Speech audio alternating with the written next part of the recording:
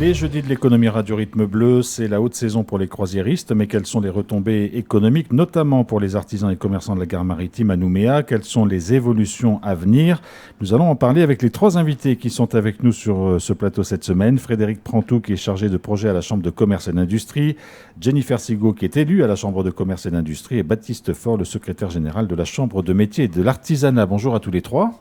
Bonjour. Et merci d'avoir accepté notre invitation. Alors, pour bien comprendre ce dont on parle, puisqu'on dit que c'est la haute saison pour les croisiéristes, on sait que l'activité croisière a été longtemps impactée par la crise Covid et les restrictions imposées au trafic maritime. Frédéric Prantou, est-ce qu'on peut avoir un peu des chiffres de fréquentation, du nombre de navires, du nombre de croisiéristes, du nombre de voyageurs qui arrivent par la mer en Nouvelle-Calédonie ces derniers mois? Alors, la reprise de la croisière a été ferme et soutenue, puisqu'en définitive, on a accueilli un petit peu moins de navires qu'avant la crise Covid, mais en revanche, plus de croisiéristes. Bon, ce qui dénote la tendance des navires à être de plus en plus gros en taille. Donc une fréquentation très soutenue, puisqu'on a accueilli en 2023 343 000 croisiéristes, plus 124 000 membres d'équipage. Ce qui fait un chiffre comparable, si ce n'est légèrement supérieur à ce qu'on avait pu observer en 2019, par exemple. Et vous avez quelques prévisions ou en tout cas quelques estimations pour l'année qui vient de débuter? Oui. Ou des objectifs en tout cas? Alors, les objectifs, oui et non, c'est-à-dire qu'on a des prévisions, puisque c'est vrai que ce sont les compagnies maritimes qui réservent, on va dire, auprès de leurs agents maritimes sur place, les dates auxquelles ils souhaitent accoster, que ce soit à Nouméa ou à Lifou, parce qu'aujourd'hui ce sont les seules escales ouvertes sur le territoire. On va être sur un trend comparable, on va dire à 2023, avec un nombre d'escales sensiblement le même, et donc un nombre de croisiéristes a priori identique. C'est une bonne nouvelle, évidemment, Jennifer Sigaud, parce que ça montre que le monde du transport maritime reprend de la vigueur. Tout à fait. Et j'ai lu un article l'autre jour sur l'Australie où ils ont annoncé un chiffre que j'ai trouvé pas vraiment possible, mais de 25% de la population australienne qui veut faire, qui a l'intention de faire les croisières prochainement. Il y a aussi une bascule sur les âges. Avant, c'était plutôt les personnes âgées. Maintenant, ils commencent à faire les croisières avec Taylor Swift, etc. Donc, pour attirer les jeunes. Donc, oui, c'est très bien. Et puis, les compagnies ont changé beaucoup le méthode de réagir avec nous ici, post-Covid, ce qui va nous aider énormément. Alors, c'est une bonne nouvelle. On va voir aussi comment s'en sortent comment redémarre peut-être l'activité des commerçants et des artisans qui sont installés dans la gare maritime. Et avant cela, est-ce qu'on a une idée, peut-être, Frédéric Prantou, du chiffre d'affaires généré par les croisiéristes? Est-ce qu'on sait mesurer à peu près cela? Alors aujourd'hui, il y a une étude qui est en cours, lancée par Nouvelle-Calédonie Tourisme, concernant l'impact économique de la croisière sur le territoire. Et là, on pourra avoir des indicateurs fiables et des chiffres fiables. Aujourd'hui, j'ai envie de vous dire qu'on sait que ça fonctionne. Mon indicateur aujourd'hui, c'est simplement que la plupart des artisans qui sont à l'étage de la gare maritime souhaitent conserver leur emplacement. Et pour rien au monde, ils aimeraient en être dépossédés. Vous vouliez ajouter quelque chose? Non, j'allais juste dire, justement, l'étude n'a pas encore commencé. C'est sur le point de le faire. Donc on l'aura pour l'année 2024, enfin d'ici la fin de l'année. Espérons-le, oui, tout à fait. Oui. Alors Baptiste Faure, vous êtes le secrétaire général de la Chambre de métier et de l'artisanat. On vient de le dire, une activité qui reprend. J'imagine que du côté des adhérents de la Chambre, et notamment des commerçants qui sont à la gare maritime, c'est très positif. Vous sentez qu'il y a un nouvel élan qui s'est mis en place? Il y a clairement un nouvel élan, puisqu'il y a une nouvelle orientation qui a été prise pour la gare à compter de la reprise des croisières en octobre 2022, de privilégier la présence d'artisans, artisans déjà labellisés Ardici, qui est la marque créée par la CMA pour justement identifier positivement les objets artisanaux locaux, et puis avec des artisans locaux. Donc il y a déjà eu effectivement cette nouvelle orientation qui a été fixée par le gouvernement de la Nouvelle-Calédonie. Donc on a travaillé avec la CCI pour justement... Qui gère la gare maritime. Qui est gestionnaire de la gare. Donc on a travaillé ensemble pour trouver des artisans qui étaient en mesure de pouvoir effectivement venir à l'étage de la gare. Il y en avait déjà sur place, mais l'idée était effectivement de déjà commencer à augmenter la place de l'artisanat sur la gare. Donc il y a les premiers qui ont, on va dire, testé le marché. Et très vite, ça a été un succès. Et donc, de plus en plus, des artisans ont fait la demande de pouvoir aussi être présents sur la gare. Et c'est une très bonne chose, puisque les croisiéristes, comme tout touriste, quand ils viennent en Nouvelle-Calédonie, ils cherchent de l'authenticité, ils cherchent des produits calédoniens à pouvoir acheter. Et donc, c'est effectivement très positif. Ça veut dire que les places seront chères, vous l'avez dit, Frédéric Pantou, au niveau des espaces disponibles pour les artisans à la gare maritime, où il y a quand même du renouvellement. Alors, il y a eu au tout début de la mise en place de cette nouvelle politique, effectivement, un peu de turnover, c'est normal, puisque il y a des artisans d'art qui se sont dit on va tester finalement cette clientèle, et puis il s'est avéré que leurs produits ne correspondaient pas nécessairement aux attentes. Et puis très rapidement, ça s'est stabilisé avec des artisans qui, eux, ont trouvé leur compte vis-à-vis de cette clientèle et qui sont très très contents d'être présents. Il y a un tout petit peu de renouvellement, mais c'est très à la marge, et auquel cas les emplacements qui se libèrent sont priorisés pour les artisans art d'ici, puisque c'est vraiment notre volonté de développer cette marque au sein de la gare maritime, parce que c'est un vrai label de qualité, c'est un vrai label d'authenticité. Donc les places effectivement sont chères, façon de parler, c'est-à-dire qu'elles sont très bon marché au niveau de la location de l'emplacement, mais elles sont chères à la disponibilité, si je puis dire. Oui, on vient de parler des artisans et on va revenir évidemment qui occupent le premier étage de la gare maritime. Il y a aussi tous les prestataires de services qui accueillent les touristes. Ils sont de plus en plus nombreux. On a vu d'ailleurs des nouveaux services proposés. On a parlé sur Radio Rythme Bleu, là, ces nouveaux scooters électriques que l'on voit sillonner la ville. Donc là aussi, il y a une reprise que vous sentez très forte. Alors oui, tout en étant contraint par l'espace disponible à la gare maritime. Comme chacun sait, c'est un établissement qui est ancien, qui n'était pas forcément adapté pour le flux touristique que l'on accueille aujourd'hui. Donc on a un socle, on va dire, de prestataires touristiques historiques, si je puis dire, et surtout généralistes, qui permettent de proposer des prestations extrêmement diverses et variées qui correspondent à la grosse majorité des besoins des croisiéristes. Et on a accueilli assez récemment, effectivement, de nouveaux prestataires qui sont de plus petite taille et qui sont plus spécialisés, on va dire, dans des tours accompagnés, c'est-à-dire en fait du sur-mesure par rapport à un groupe de croisiéristes qui souhaiteraient faire une activité ou une autre. Alors Baptiste Faure, il y a une forte demande, on l'a bien compris, un intérêt pour les artisans de pouvoir se trouver finalement à proximité des croisiéristes, parce qu'on s'aperçoit que voilà, il y a des achats qui se font.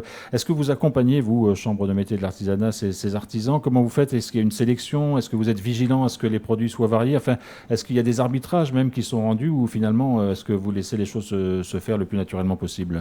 La Chambre de métier a déjà œuvré de longue date sur la structuration et la professionnalisation de la filière, notamment artisanat d'art, par la création de cette marque, qui, au-delà du fait de pouvoir bénéficier d'un label qui permet d'identifier clairement le fait que le produit a été fait en Nouvelle-Calédonie, c'est accompagné aussi de formations, notamment sur la présentation du stand, sur l'adaptation du produit, etc.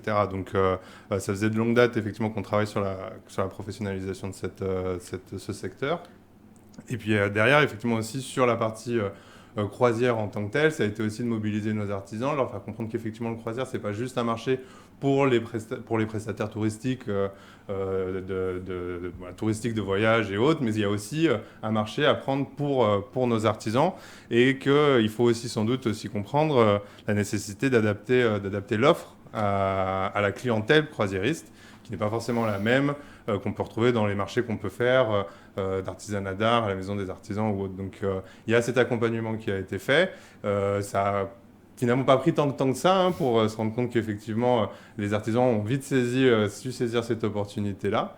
Et on est ravis aussi du coup de cette nouvelle date lancée pour faire en sorte que tout l'étage soit désormais réservé à de l'artisanat d'art, puisque pour mémoire, et si vous passez devant, vous voyez bien que sur la gare, c'est marqué marché artisanal. C'était pas forcément toujours de l'artisanat qui était présent dans ce marché, et ça a été sujet de longues discussions par le passé entre la CMA et la CCI. Mais voilà, au moins on est là, on est ravis cette fois qu'effectivement ça soit vraiment un marché artisanal qui soit présent à cette gare. Alors on entend dire, et comme j'ai les bons acteurs autour de la table, on va peut-être s'incarner un peu plus, on entend dire qu'on ne trouve plus de produits made in China à la gare maritime. Alors est-ce que c'est parce qu'il y a une volonté qu'il n'y en ait plus, ou est-ce que c'est le renouvellement naturel et la présence des artisans calédoniens qui a fait qu'on ne trouve plus de produits made in China, Frédéric Pantou? J'ai envie de vous dire, c'est les deux. Les deux. Voilà. Puisqu'effectivement, une directive du gouvernement, donc datant d'octobre 2022, nous a bien précisé que l'idée, c'était effectivement de favoriser la production locale. Donc il y a l'artisanat d'art labellisé art d'ici, c'est une chose, mais pas que, puisqu'on a également des gens qui produisent localement ou qui transforment localement, donc c'est-à-dire qui permettent de créer de la valeur ajoutée au niveau territorial. Il y a encore quelques vendeurs d'articles d'importation pour une raison très simple, c'est que ces personnes-là avaient fait des stocks avant la crise Covid et se sont retrouvés avec leurs stocks sur les bras. Il était hors de question pour la Chambre de laisser des ressortissants sur le bord de la route. Et donc c'est pour cette raison qu'on a continué à les accueillir de manière à ce qu'ils puissent liquider, on va dire, leur stock et se préparer à un changement de gamme de produits de manière à coller à cette fameuse directive. Alors, on leur a laissé beaucoup de temps. Certains ont joué le jeu. D'autres un peu moins. Donc on a pris la décision au 31 mars de ne plus accepter de produits d'origine importée, puisque aujourd'hui on est extrêmement sollicité par des professionnels de l'art ou de l'artisanat qui eux souhaitent avoir une place et qui sont, j'ai envie de dire, plus légitimes à occuper une place au marché de la gare maritime qu'un simple importateur. Alors avec tout ce qu'on vient de dire depuis le début de cette émission, Jennifer Sigaud, est-ce qu'on peut dire aujourd'hui finalement que la gare maritime a vraiment trouvé sa vocation, son point d'équilibre, en tout cas dans l'organisation et dans la place qu'elle réserve aux artisans, aux prestataires Oui, tout à fait. Ça a pris du temps parce que ce n'était pas facile, mais elle a trouvé sa place, cette gare. C'est justement au service des croisiéristes qui cherchent du local. Ils cherchent à connaître la Calédonie, même pas l'achat des petits mémentos qui ramènent avec eux. Et c'est tellement important parce que c'était presque impossible d'en trouver ailleurs. Je me souviens un jour, c'était il y a quelques années de cela, je cherchais justement les casquettes et les t-shirts spécifiques, mais avec Nouvelle-Calédonie, etc. dessus. Tout était made in China et il n'y avait rien de local. Bon, j'ai vu les producteurs locaux, donc ils ont commencé à en faire, mais il y a tellement de possibilités et on a laissé quand même toutes ces importations prendre le devant. Maintenant, tout cela a changé et oui, ça fait une sacrée différence. Frédéric Pantou. Oui, effectivement, on essaie aussi de créer un écosystème, pas seulement au sein de la gare, mais aux alentours de la gare, avec le commerce du centre-ville, mais pas que, commerce centre-ville, quartier latin, Port-Plaisance, Sons-Vatave et les Citrons, qui sont les circuits touristiques classiques, on va dire, pour les croisiéristes, en invitant les commerçants qui le souhaitent, encore une fois, parce que tout le monde, entre guillemets, n'est pas éligible aux besoins des croisiéristes.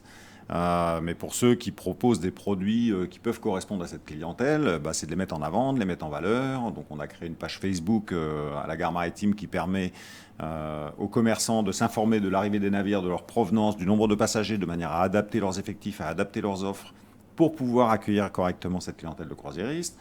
On a plusieurs médias, on va dire, et Nouvelle-Calédonie Tourisme également a mis l'accent sur un portail numérique qui devrait être déployé très prochainement, sur lequel un certain nombre de commerçants vont pouvoir faire apparaître leur enseigne lorsque les croisiéristes se connectent au Wi-Fi gratuit de la gare maritime, par exemple.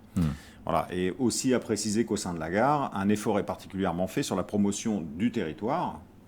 Et aujourd'hui, vous parliez de ce devenir de la gare, de cette position de la gare. L'idée étant de se dire, la gare maritime est la maison de la Nouvelle-Calédonie, si je puis dire, pour les croisiéristes. C'est vraiment une représentation. C'est une porte d'entrée, donc. C'est la première porte d'entrée, effectivement, avec en filigrane l'objectif de faire revenir ces croisiéristes en tourisme de séjour. Baptiste Faure, vous vouliez ajouter quelque chose ? Oui, ce choix d'augmenter la part et de réserver même la gare maritime à des artisans locaux, ça a une logique économique pays, de promouvoir la valeur ajoutée faite en Nouvelle-Calédonie, mais ça contribue aussi, justement, pour rebondir sur ce qui était dit juste précédemment, ça contribue aussi à la promotion de la destination de Nouvelle-Calédonie, puisque quand on vient visiter un pays, on vient effectivement voir des paysages, on vient rencontrer des gens, mais on vient aussi découvrir les savoir-faire locaux. Et donc, mettre en avant l'artisanat calédonien, c'est aussi effectivement promouvoir la destination de Nouvelle-Calédonie par ses savoir-faire, par ses métiers. Et c'est effectivement extrêmement important dans le cadre d'une politique de mise en avant et de promotion de la destination de Nouvelle-Calédonie auprès du public de croisiéristes. Alors, tout va bien dans le meilleur des mondes pour cette gare maritime, sauf quand même, parce qu'il y a un point sur lequel vous allez nous éclairer. Il y a de moins en moins de bateaux qui viennent stationner devant, puisqu'on s'aperçoit que de nombreux navires, en raison de leur taille, et vous avez signalé, Frédéric Pantou, au début de cette émission, que les navires étaient de plus en plus gros, ne peuvent pas venir dans la petite rade et sont obligés d'accoster dans la grande rade.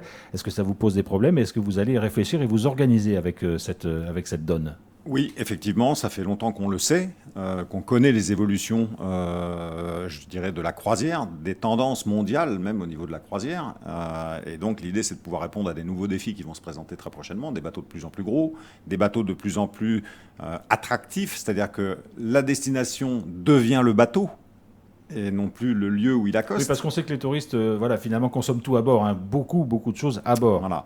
Et donc par rapport à ça, il y a un terminal de croisière en prévision, donc au niveau du port autonome, qui sera dimensionné de façon à pouvoir accueillir dans de bonnes conditions à la fois l'ensemble des croisiéristes qui débarquent, mais également les prestataires touristiques, dans un environnement végétalisé, valorisant, autre que des containers, voilà. Clairement. La gare maritime qui a été créée à l'origine, rappelons-nous, pour le Club Med 2, qui était un navire de petite taille finalement quand on y réfléchit, elle pourra effectivement servir, par exemple, dans le cadre des objectifs, on va dire, du développement de la croisière, à accueillir des navires de plus petite capacité, de taille, pour que ça soit clair pour nos auditeurs, du type Ponant, par exemple, 200, 300, 400 passagers maximum, où là, effectivement, le quai ferry, lui, restera adapté pour ce type d'unité, avec un environnement plein centre-ville, donc extrêmement valorisant. Alors, parmi les bateaux qui accostent, la plupart d'entre eux transportent des touristes australiens, hein, puisque c'est évidemment le plus grand pays, le plus proche de la Nouvelle-Calédonie. Jennifer Sigaud, est-ce qu'il y a aussi des réflexions ou des volontés de voir peut-être des bateaux venir d'autres pays? Est-ce que c'est envisageable? Est-ce que vous travaillez avec les compagnies maritimes? Est-ce qu'il y a des choses qui essayent de se mettre en place de ce côté-là? Ou on reste encore très axé sur le marché australien? Souvent, on reçoit les bateaux qui viennent des États-Unis ou d'Europe, qui ont fait partie d'un tour du monde ou des tours spécifiques, mais c'est vrai que on reçoit pour la plupart les touristes australiens. Semble-t-il que les Australiens sont par habitant les plus gros utilisateurs de la croisière du monde, donc c'est normal. Et puis, on est presque, on ne peut pas ignorer que la Calédonie est là, on est presque c'est presque une règle de passer par la Calédonie. Et il faut absolument qu'on apprenne à profiter, on est en train d'apprendre maintenant à profiter de cette manne qui nous tombe du ciel, parce qu'au départ, on n'a rien fait. On a fait tout pour ignorer la croisière ici en Calédonie. Maintenant, on commence à se rendre compte que peut-être les plus-values sont beaucoup plus importantes qu'on aurait pensé. Alors, à propos de plus-value, Baptiste Faure et Frédéric Prantou le rappelaient, les croisiéristes consomment beaucoup à bord des bateaux puisqu'ils ont de très nombreux services, ils ont de très nombreuses choses à faire. Est-ce que, au niveau de l'artisanat, vous pensez qu'il y a, j'allais dire, une gamme de prix sur lesquels les touristes vont être intéressés, mais peut-être ne mettront pas de l'argent au-delà d'un certain prix? Est-ce qu'il y a un calibrage qui peut se faire aussi au niveau des artisans et au niveau de la production proposée? Il y a un calibrage à faire, pas forcément que par le prix. Il y a notamment les contraintes phytosanitaires qui doivent être prises en considération. Il y a plusieurs contraintes techniques de ce type qui doivent être prises en compte. Mais d'où la nécessité, effectivement, d'apporter de l'authenticité. J'insiste beaucoup sur ce mot-là. Et de la Calédonie dans un objet, si j'ose dire, puisqu'effectivement, vu qu'ils trouvent déjà beaucoup dans le bateau, beaucoup d'éléments qui ne sont pas produits en Nouvelle-Calédonie, beaucoup de souvenirs déjà de la croisière en tant que telle, c'est là où effectivement l'artisanat a une vraie carte à jouer, c'est d'apporter un petit bout de Calédonie avec eux dans cet achat, avec effectivement des contraintes qui ne sont pas finalement nécessairement que du prix. On l'avait à un moment envisagé cet aspect prix, mais finalement on se rend compte que le croisiériste peut être amené effectivement aussi à avoir un portefeuille assez important. Après, c'est surtout effectivement sur les contraintes de volume nécessairement, de phytosanitaire aussi, et sur lequel il faut adapter l'offre.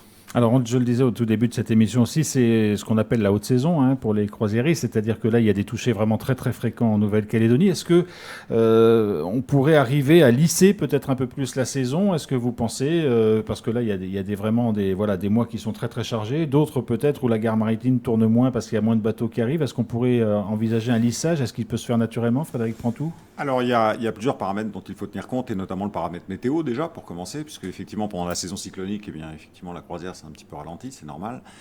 Deuxième paramètre, c'est que la haute saison, pourquoi il y a beaucoup de bateaux? Parce qu'il y a aussi toutes les compagnies qui opèrent aux Caraïbes pendant l'été hémisphère nord et qui se déportent en été hémisphère sud, si vous voulez. Un des axes de développement possible pour lisser tant que faire se peut, parce qu'on ne pourra jamais vraiment complètement lisser, c'est effectivement d'accueillir une compagnie basée à Nouméa qui puisse proposer pendant 6 mois, par exemple, des excursions sur les différents îlots, les différentes îles autour de la Calédonie et aux îles Loyauté. Alors, on a moins de passagers, certes, mais avec un pouvoir d'achat beaucoup plus important sur des petites compagnies très haut de gamme. Et c'est aussi un axe de développement possible qui permet à la fois de bénéficier aux populations locales qui aujourd'hui ne voient pas l'ombre d'un croisiériste. Je pense à des escales comme Poum, comme Yengen, comme Tiga, pourquoi pas. Et donc ça peut apporter aussi des revenus à toutes ces populations locales, Alors, il faut que ça se fasse bien évidemment avec une pleine acceptation et un respect des enjeux environnementaux, parce qu'on est dans des écosystèmes extrêmement fragiles et qu'on ne peut pas se permettre de faire n'importe quoi. Est-ce que dans la gare maritime, Baptiste Faure, on voit aussi des Calédoniens qui viennent faire des achats, ou est-ce que... Frédéric Pantoux, pardon. Oui, alors je vais répondre un petit peu à la place de Baptiste. Parce que c'est vrai que c'est pas une destination, on se dit tiens, on va aller faire des courses à la gare maritime, a priori, puisque c'est réservé aux croisiéristes. Eh bien, c'est effectivement l'idée qui prévalait jusqu'à récemment. Donc, pour contrer ça, parce que la gare, elle est ouverte à tous, bien évidemment, d'où l'intérêt de notre page Facebook qui a été lancée en fin d'année dernière et qui a permis aussi de promouvoir via les réseaux sociaux le marché artisanal en expliquant aux Calédoniens qu'il était ouvert à tous et que c'était l'occasion pour leurs achats de Noël de découvrir autre chose à des prix tout à fait accessibles. Et on s'est aperçu effectivement que le message fonctionne, puisqu'on a eu un certain nombre de clients locaux qui se sont déplacés à la gare maritime pour faire leurs cadeaux de Noël. Et tous nous disaient la même chose, mais je pensais que c'était réservé aux croisiéristes. Non, c'est pas un précaré. Bien évidemment que cette gare, on veut l'ouvrir au maximum aux Calédoniens, faire découvrir ce marché avec sa spécificité aux Calédoniens, et bien sûr à chaque escale de bateau, quand la gare est ouverte, bien évidemment, eh bien les locaux sont effectivement les bienvenus. Et ça ne fait pas de concurrence aux autres actions mises en place par la Chambre d'artisanat. Baptiste Faure en passe, parce que vous avez aussi des marchés spécifiques. Oui, on a nos propres marchés. De toute façon, je pense que toute action qui porte à la promotion de l'artisanat est bénéfique.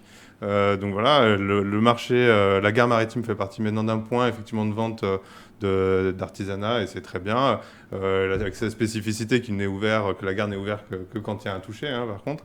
Mais non, tant que effectivement plus l'artisanat local sera promu et mis en avant et mis à la vente, nous on est ravis. Merci beaucoup à tous les trois d'être venus dans cette émission pour nous parler de la gare maritime, de son fonctionnement et de ses projets, puisqu'on a compris qu'il y avait des nouveautés qui se mettaient en place régulièrement. On suivra évidemment cette évolution au fil des mois. Merci à tous les trois d'avoir participé à cette émission. Elle sera évidemment disponible en réécoute pour ceux qui le souhaitent dans quelques instants sur notre site internet rrb.nc. Merci.